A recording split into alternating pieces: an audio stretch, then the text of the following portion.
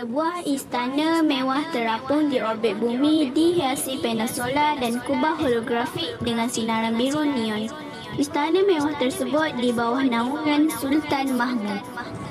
Di tahun 3099, Sultan Mahmud memerintah dari istana Diraja Angkasa mengawal galaksi dengan dua laksmananya yang setia, iaitu Hang Tuah dan Hang Jebat. Hang Tuah ialah seorang pahlawan yang gagah perkasa dan pemberani. Hang Jebat pula ialah seorang pahlawan yang berani, tegas dan berprinsip. Hang Tuah dan Hang Jebat dikenali sebagai sahabat baik. Beta, mahu kamu berdua pergi ke planet Pluto untuk memikat hati Puteri Gunung Ledang. Beta ingin menjadikan dia pemaisuri angkasa, Beta. Kami menurut perintah tuanku. Sebuah kapal angkasa pejuang berbentuk keris dengan logo diraja bersedia untuk berlepas. Hang Tuah dan Hang Jebat memasuki kokpit lengkap dengan sut perisai angkasa.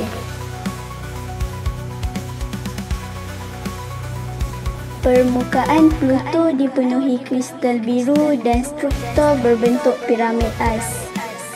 Di atas takhta kristal berdiri Puteri Gunung Ledang dalam gaun holografik.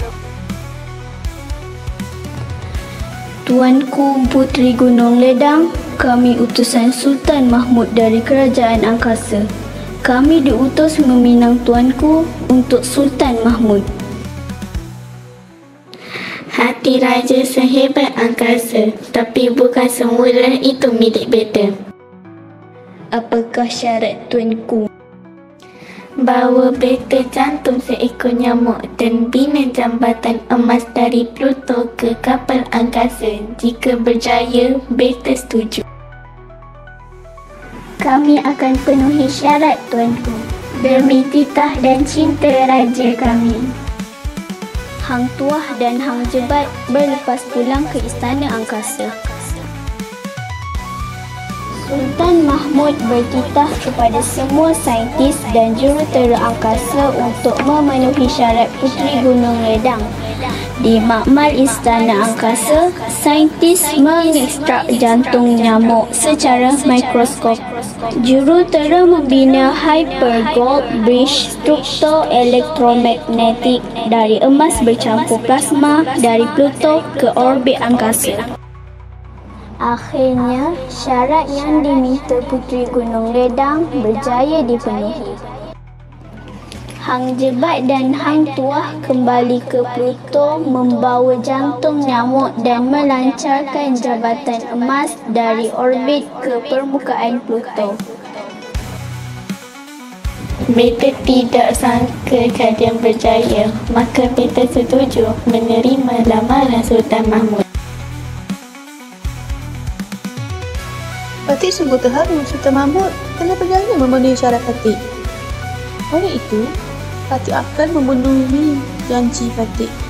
Dengan rela hati, Patik telah bersedia untuk menjadi pemaisuri Sultan Mahmud.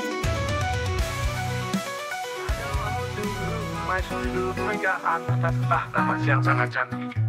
Di sekeliling mereka ada pembesar-pembesar istana. Semuanya pakai pakaian kebesaran yang sangat menarik. Pegang kipas emas dan Hang Jebat pula bawa senjata tenaga futuristik. Wah, dua-dua nampak sangat hebat.